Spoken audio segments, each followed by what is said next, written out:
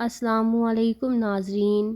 ایک شہر میں دو دولت مندوں کے بیٹے آپس میں گہرے یار تھے۔ دونوں کی ایک ہی زمانے میں شادیاں ہوئیں اور 2 ہی سال میں ایک کے ہاں لڑکا ہوا، دوسرے کے ہاں لڑکی۔ دونوں نے اقرار کیا کہ جوان ہونے پر ان دونوں بچوں کا آپس میں بیاہ کر دیں گے۔ لڑکی والوں نے لڑکی کو محبت سے پالا، جہاں کوئی اچھا گہنا، کپڑا یا کوئی اور چیز دیکھتے ضرور لے آتے۔ لڑکے والوں نے اپنا روپیہ لڑکے کی خوراک اور لکھنے پڑھنے پر خرچ کیا، مگر ظاہری چونچلوں کے پاس نہ بھٹکتے۔ آخر جب لڑکے نے BA پاس کر لیا تو بیاہ کی تیاری ہو گئی، مگر ان کے پاس نہ کچھ زیادہ سامان تھا نہ روپیہ، صرف معمولی زیور کپڑے ہی بن سکے۔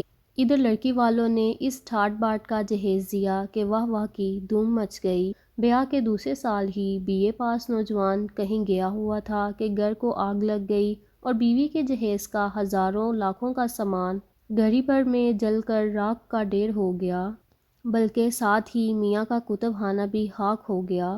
اس مصیبت کی خبر لڑکی کے والدین کو پہنچی تو ان بیچاروں نے مارے رنج و غم کے منہ نوچ لیا اور بالآخر اسی غم میں جان بھی گنوا دی۔ ادھر BA پاس نوجوان جنگی بیڑے میں نام لکھوا کر 500 روپے ماہوار کے عہدے پر بصرے چلا گیا اور 3 برس کے بعد 10,000 روپے لے کر پلٹا۔